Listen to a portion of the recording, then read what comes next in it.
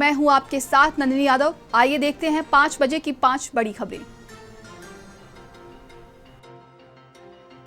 Middle east में बढ़ते तनाव के बीच लोकसभा में प्रधानमंत्री नरेंद्र मोदी ने भारत की स्थिति को लेकर बयान दिया है। प्रधानमंत्री नरेंद्र मोदी की ओर से कहा गया कि युद्ध शुरू होने से लेकर अब तक 3,75,000 से अधिक भारतीय देश लौटे हैं। 1,000 ईरान से वापस सुरक्षित देश लौटे हैं, जिसमें से 700 मेडिकल के छात्र हैं। वहीं गैस को लेकर भी लगातार बातचीत का दौर जारी है। ये प्रधानमंत्री नरेंद्र मोदी की ओर से लोकसभा में जानकारी दी गई है।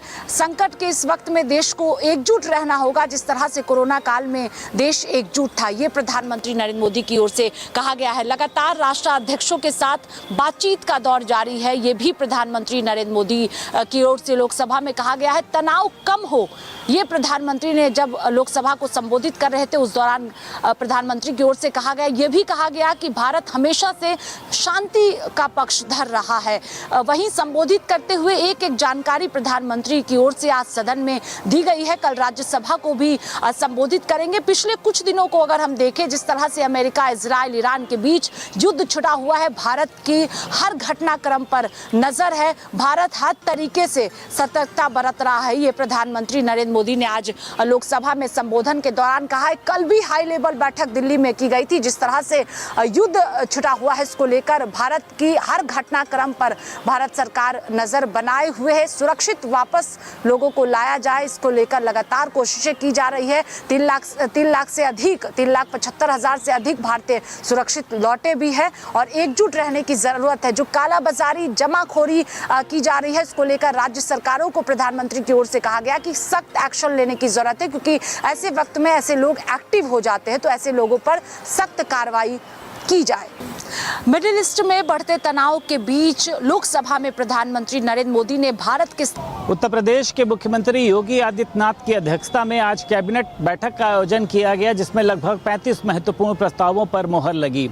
उत्तर प्रदेश की योगी सरकार ने किसानों के लिए एक बड़ा हितकारी कदम उठाया है, जिसमें गेहूं का न्यूनतम समर्थन मूल्य 2585 रुपये निर्धारित किया गया, जो गत वर्ष की तुलना में 160 रुपये प्रति क्विंटल से ज़्यादा है। इसमें अगर इसकी खरीद की तिथियों की बात करी जाए तो लगभग 30 अप्रैल से 15 जून तक गेहूं की जो बिक्री है उसको किया जाएगा और लगभग 8 से ज़्यादा क्रय केंद्र यहां पर बनाए गए हैं। उसी के साथ साथ ये भी देखा जा रहा है कि अयोध्या के बाद अब गोरखपुर को भी सोलर प्लांट सिटी के रूप में विकसित किया जाएगा। और इसी के साथ साथ अगर नगर पालिकाओं को स्मार्ट बनाने की बात करी जाए तो इसमें नवयुग पालिका योजना के नाम से जो प्रस्ताव है उसको स्वीकृत किया गया है। इसी के साथ साथ ये भी देखा गया है कि योगी सरकार ने तमाम तरीके के पार्कों को बनाने की मंजूरी दी है, वो चाहे औद्योगिक क्षेत्र के हिसाब से हो या फिर अगर बात करी जाए किसानों के हितकारी कदम को लेकर आज ऐसे तमाम प्रस्तावों पर कैबिनेट में मोहर लगाई गई है। भारत में एलपीजी और पीएनजी गैस सप्लाई की स्थिति इस समय दबाव में है, लेकिन पूरी तरह संकटग्रस्त नहीं कही जा सकती। मिडिल ईस्ट में बढ़ते तनाव और होर्मुज स्ट्रेट में व्यवधान के कारण भारत में गैस आयात पर असर पड़ा है। भारत अपनी जरूरत का बड़ा हिस्सा इन्हीं खाड़ी देशों से मंगाता है। जमीनी स्तर पर कई शहरों में उपभोक्ताओं को गैस सिलेंडर के लिए देरी का सामना करना पड़ रहा है। खास तौर पर कमर्शियल और औद्योगिक सेक्टर में सप्लाई घटाई गई है ताकि घरेलू उपभोक्ताओं को प्राथमिकता दी जा सके। होटल और छोटे उद्योगों पर इसका सीधा असर देखने को मिल रहा है। उत्तर प्रदेश के कई शहरों में कई दिनों से लगातार गैस उपभोक्ताओं को लंबी लंबी लाइनों में खड़ा देखा जा सकता है। जिला प्रशासन का दावा है कि किसी भी जरूरतमंद को गैस की कमी नहीं होने दी जाएगी। इस समय हालात काबू में है। सरकार का भी यही कहना है कि कुल सप्लाई अभी नियंत्रण में है। उत्पादन बढ़ाने, वैकल्पिक देशों से आयात करने की कोशिशें लगातार जारी हैं। स्टॉक मैनेजमेंट के जरिए भी हालात को संभाला जा रहा है। तेल कंपनियों को भी सप्लाई चेन मजबूत रखने के निर्देश दिए गए हैं। इसी बीच कई शहरी इलाकों में लोग पाइप नेचुरल गैस यानी पीएनजी की ओर तेजी से शिफ्ट करते हुए देखे जा रहे हैं। इससे एलपीजी पर दबाव कम करने की कोशिश की जा रही है। कुल मिलाकर गैस की आंशिक कमी और देरी जरूर है, लेकिन सरकार के कदमों से हालात धीरे धीरे स्थिर होने की तरफ चल रहे हैं। उत्तर प्रदेश सरकार के कैबिनेट मंत्री संजय निषाद आज संगम नगरी पहुंचे और प्रयागराज से 35 किलोमीटर दूर सिंगबेरपुर धाम में निषाद राज गुहा की जयंती मनाने के लिए वो सिंगबेरपुर पहुंचे हुए थे, लेकिन वहां की गंदगी को देखकर उनका पारा 7वें आसमान पर चढ़ गया। उनकी नाराजगी और उनके समर्थकों की नाराजगी का आलम यह था कि वो जाकर नेशनल हाईवे पर जाम लगाकर धरने पर बैठ गए। करीब 1 घंटे तक इलाहाबाद, कानपुर और बनारस का राजमार्ग पूरी तरीके से जाम रहा। इस दौरान वाहनों की लंबी लंबी कतारें भी देखने की मिली। संजय निषाद का आरोप था कि पर्यटन विभाग द्वारा करोड़ों रुपए खर्च करने के बाद वहां पर गेस्ट हाउस का निर्माण कराया गया, साथ ही साथ पार्क भी बनाए गए, लेकिन वहां गंदगी का अंबार लगा हुआ है। साफ सफाई न होने से साथ ही वो जो उनका गेस्ट हाउस था उस पे अवैध कब्जा है, उसके साथ ही जो निषाद राज गुहा का किला है वहां पर एक मस्जिद बनाई गई है, जिसको कैबिनेट मंत्री संजय निषाद अतिक्रमण बताते हुए लगातार उसको हटाने की मांग कर रहे थे। आज जब जयंती समारोह मनाने के लिए कैबिनेट मंत्री सिंगबेरपुर धाम पहुंचे तो वहां की गंदगी और अतिक्रमण न हटने से वो नाराज हो गए और अपने समर्थकों के साथ जाकर हाईवे पर धरने पर बैठ गए। इस दौरान वहां पर आला अधिकारी पहुंचे और साफ सफाई के साथ जो अतिक्रमण है उसे हटाने का आश्वासन दिया। उसके बाद फिर कैबिनेट मंत्री संजय निषाद ने अपना धरना खत्म किया।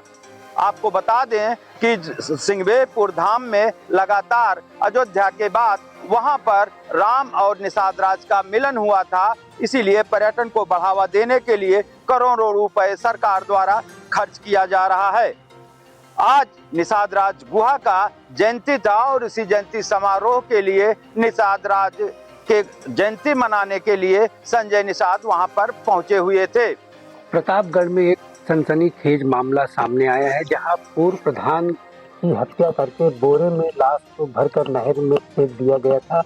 नहर में लाश मिलने से हड़कंप मच गया है। पूरा मामला ये मानधाता थाना के पूरे मुश्तरका गांव का है, जहां पर पूर्व प्रधान गुल हसन पूर्व में प्रधान थे। बताया जा रहा है कि 18 मार्च को ये घर से निकले हुए थे कहीं जाने के लिए। 2 दिन तक जब ये घर नहीं पहुंचे तो इनकी खोजबीन शुरू हुई। इसी बीच घर वालों ने गुमशुदगी की रिपोर्ट दर्ज कराई और पुलिस इनको खोजने में लगी हुई थी। इसी बीच कल एक सुमेरपुर गांव के एक नहर में एक लाश मिली। जैसे ही बोरा खोला गया तो इनकी शिनाख्त पूर्व प्रधान गुल हसन के रूप में हुई। पुलिस भी उधर कड़ी से कड़ी जोड़ती हुई एक महिला को गिरफ्तार किया। बताया जा रहा है कि महिला से उनकी बातचीत हुई थी। इसी आधार पर उनसे जब पूछताछ शुरू किया गया तो उसने चौंकाने वाला खुलासा किया। बताया जा रहा है कि गुल हसन जो कि जिनकी 2 शादियां हुई थी और इनके कुल 18 बच्चे थे और इनका एक और भी महिला से अवैध संबंध था, उसी से मिलने वो गए थे, जहां पर महिला ने इनको घर पे बुलाकर इनकी हत्या कर दी। वहीं जो महिला की तरफ से आरोप लगाया गया है कि कहीं ना कहीं उनसे तंग आकर ब्लैकमेल किया जा रहा था, जिससे वो तंग आकर उसने हत्या की योजना बनाई। उसने अपने भाई और दोस्त के साथ मिलकर इनकी हत्या कर दी और शव को बोरे में भरकर नहर में फेंक दिया। वहीं पुलिस ने एडिशनल एसपी भारी फोर्स के साथ मौके पर पहुंचे थे। उन्होंने बताया कि महिला से इनका अवैध संबंध था, जिसको लेकर कहीं ना कहीं उसको तंग किया जा रहा था।